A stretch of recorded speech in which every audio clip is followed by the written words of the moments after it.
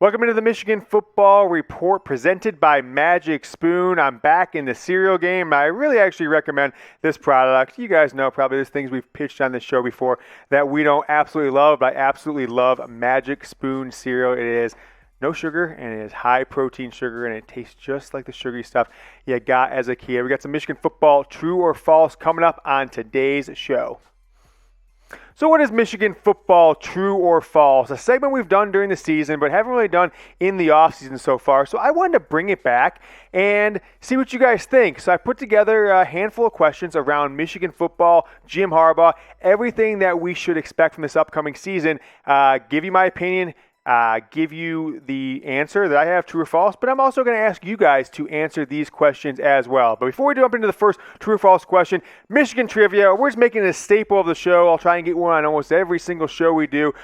Who are the five colleges that have, five colleges that have a U.S. president as a grad and a football player who went there was also the starting quarterback and a winning starting quarterback in a Super Bowl? So we're going to talk about that question later in the show. Those of you watching on Newsbreak, you might not see it until our next episode. So get down in the comments. Let me know if any of you guys can get it. You can Google it, of course, but let's see who really knows their stuff. Obviously, you guys all know one of those schools is Michigan, and we all know Tom Brady. Obviously, Michigan football player Gerald Ford is on that list as well. So we'll talk about that later in the show.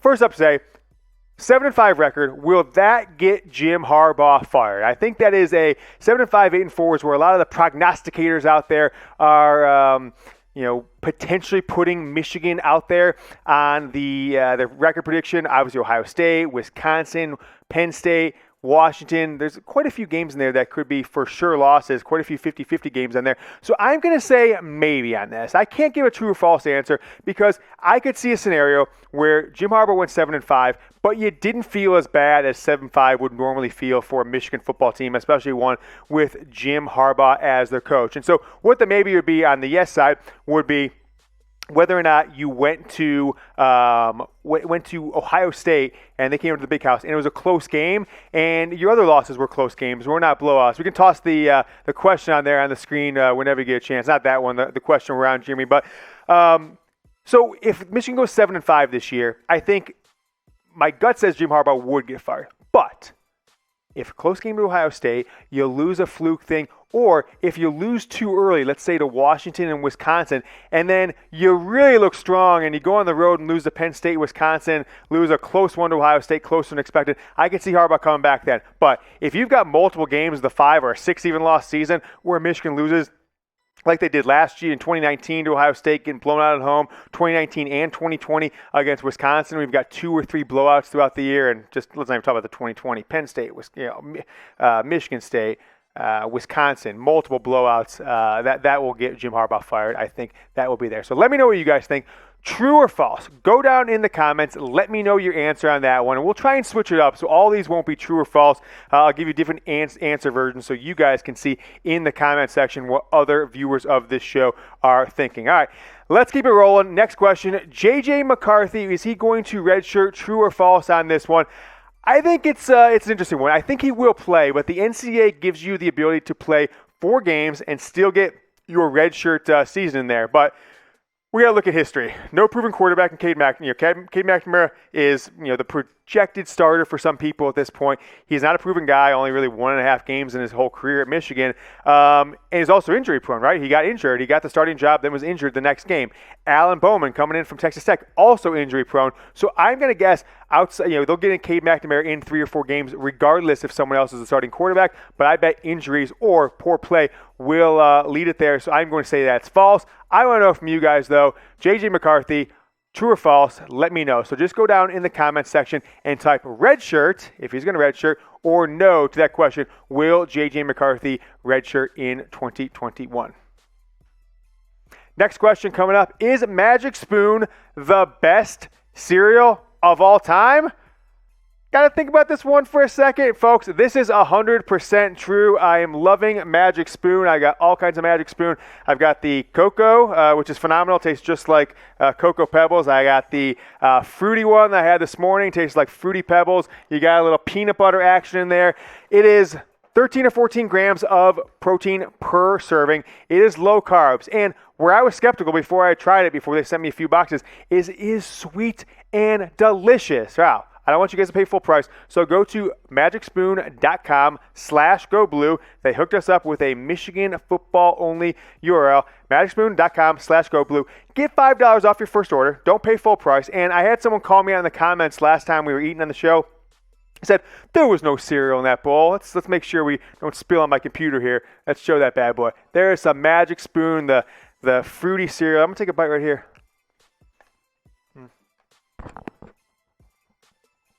Won't chew in you guys' ears. Move the mic there. magicspoon.com/GoBlue.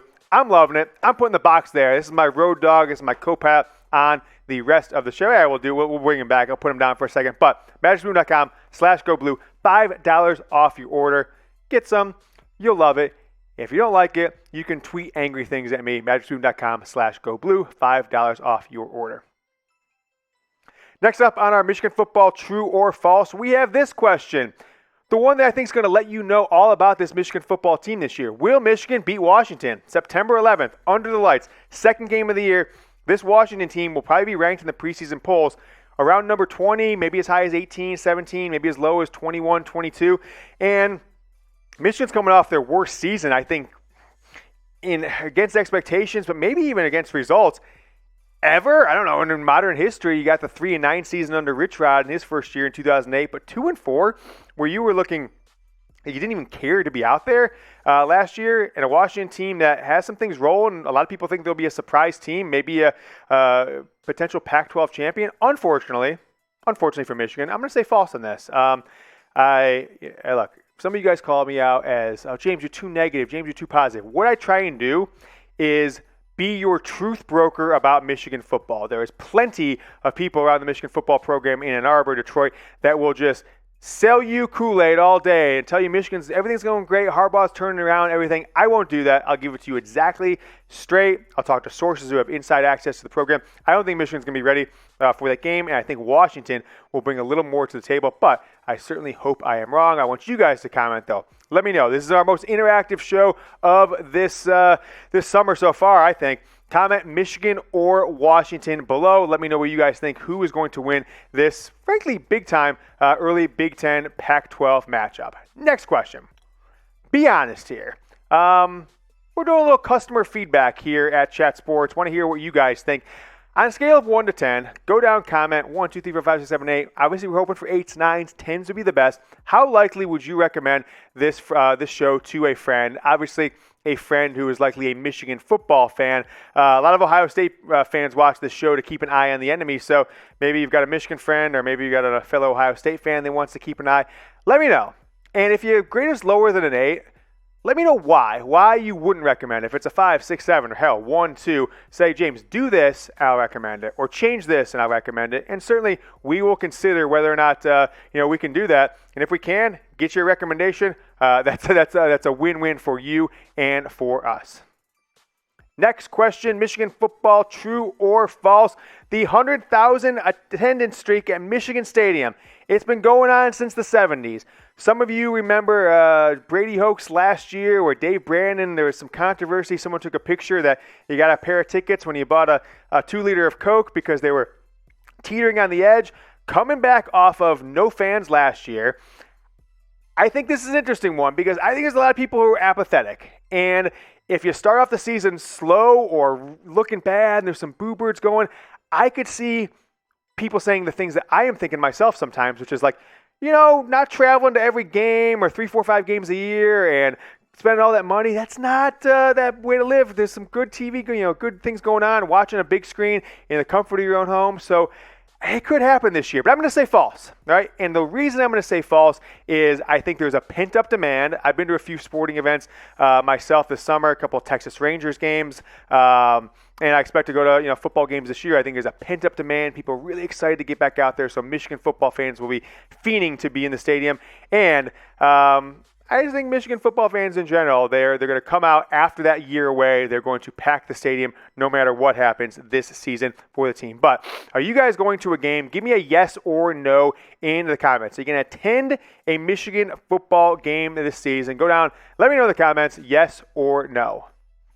True or false? Next question is this Josh Gattis' last season at Michigan. 2021 will be his third year.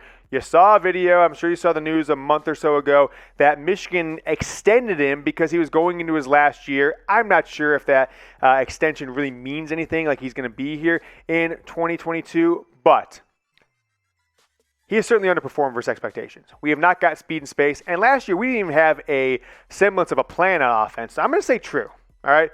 If Michigan performs poorly, I think there's a chance Josh Gattis could be relieved of his duties.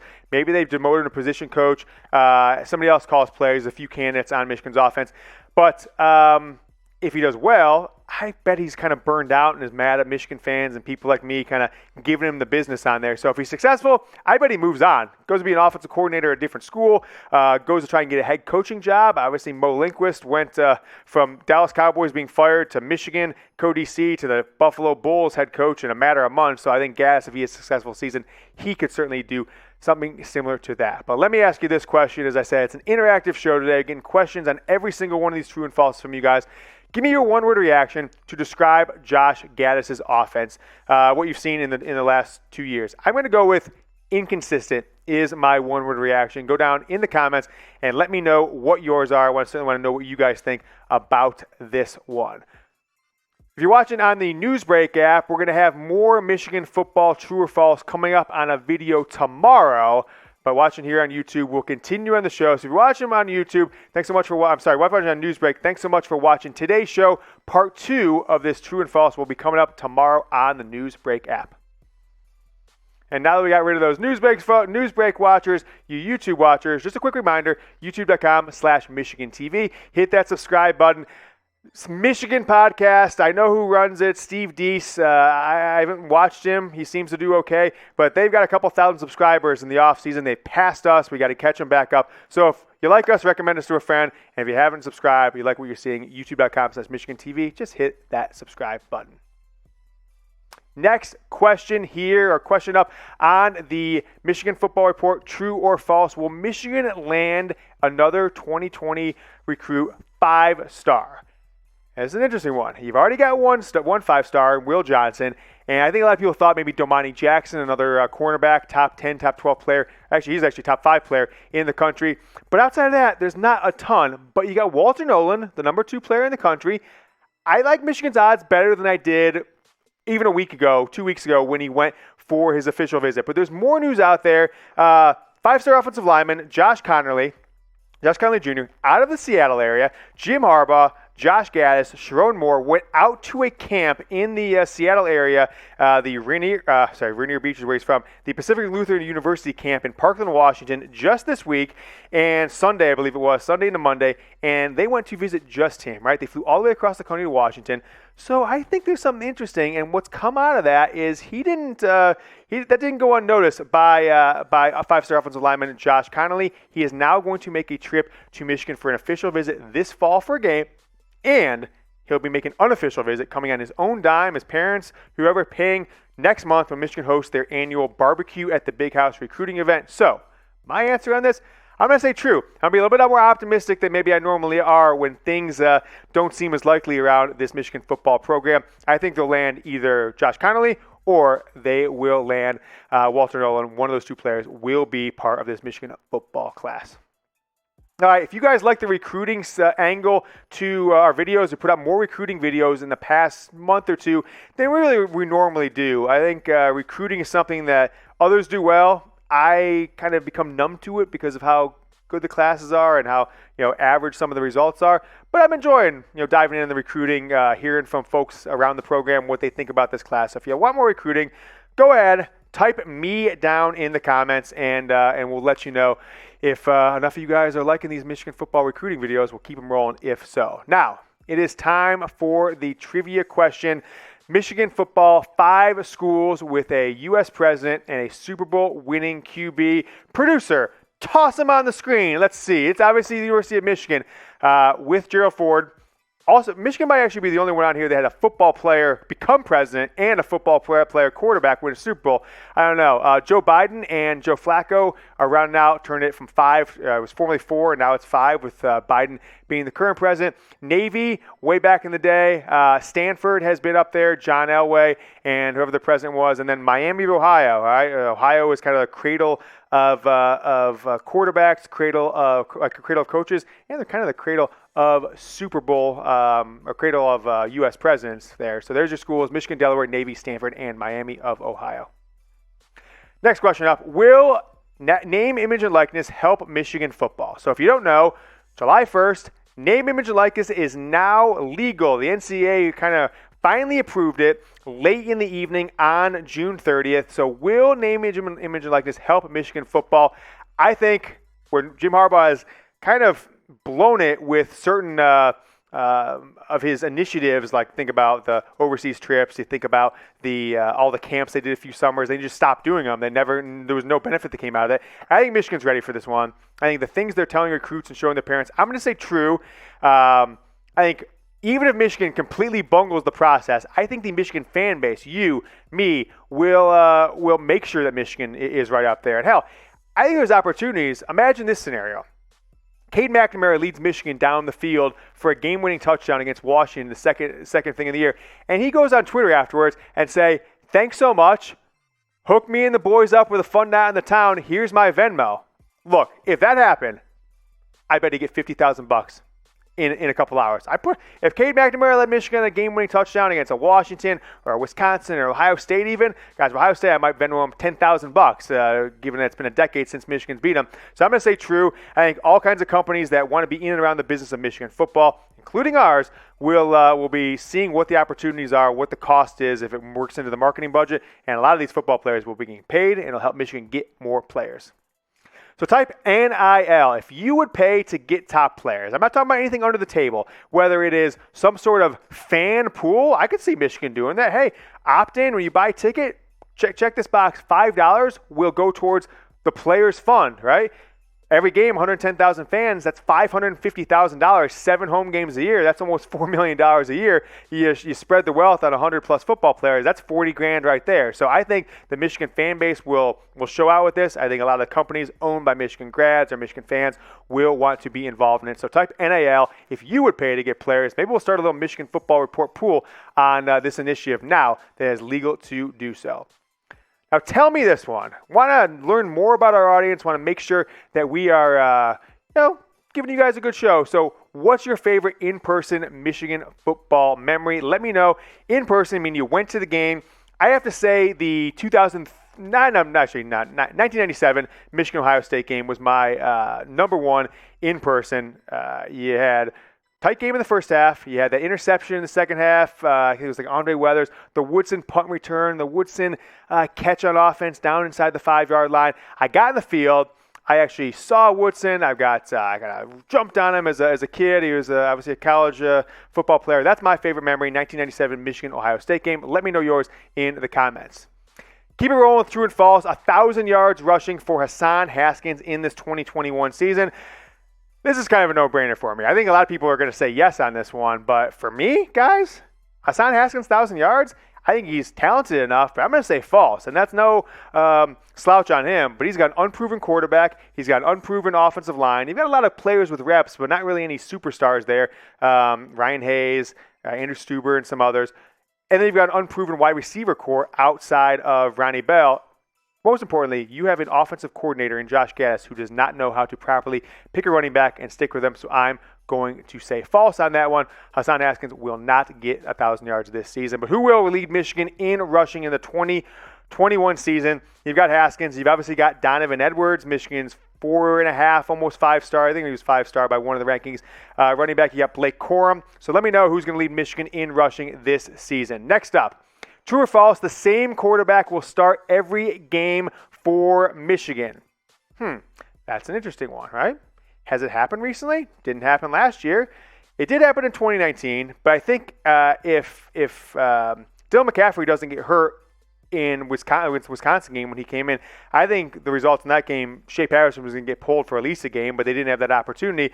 2018, it clearly did. 17, it didn't. 16, it didn't, right? Wilton Spade missed a game. 15, it did. So 2 out of 6 seasons with Jim Harbaugh, I think it has happened. So I am going to say false on this one. I think one of two things will happen: an injury or poor play, potentially good play from a guy who comes in scrub time, plays a little bit better than his backup. So let me know what you guys think. Who leads Michigan in passing yards in the 2020 season? Let me know which one of the quarterbacks will lead Michigan in passing yards this season. Just go down in the comment, type the full name, type the first name. We'll know who you guys mean. Next question up is our last question. Okay, Bruce is saying, hey, James, you've hit too much time. Get going.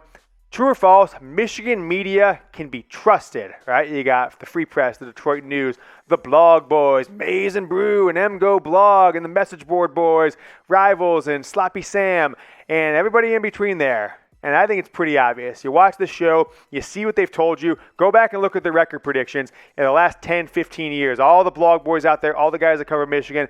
This is 1,000%, 5,000x false, false times 1,000. I think we are the only ones that you can trust when it comes to proper sourcing and realistic expectations. My request to you guys is we're getting into Kool-Aid season, right? You're going to see all kinds of self-serving articles and podcasts and blog posts and YouTube videos of people who are covering Michigan who want to get you excited for the season so they can make more money for their company if you're getting there. And they're going to tell you, oh, Michigan's going to be a 10-2 team, turnaround, Harbaugh's got them going, offense is gelling, best shape of life, The bad guys are out. The good guys are in. Better environment. Don't believe any of that until you see the results on the field. Don't drink the Kool-Aid. And before we go today, we hit the 20-minute mark on YouTube. So if we've got anybody still watching, I appreciate you for watching. And make sure to follow me on Twitter at James Yoder. And if you recommend the show to somebody, we've asked you top of the show if you recommend this show to anyone, tag him on Twitter and say, check out this guy, James Yoder Show on YouTube. It is youtube.com/MichiganTV. And as always, we are at Twitter at James Yoder. And get some of this Magic Spoon, magicspoon.com/GoBlue for $5 off.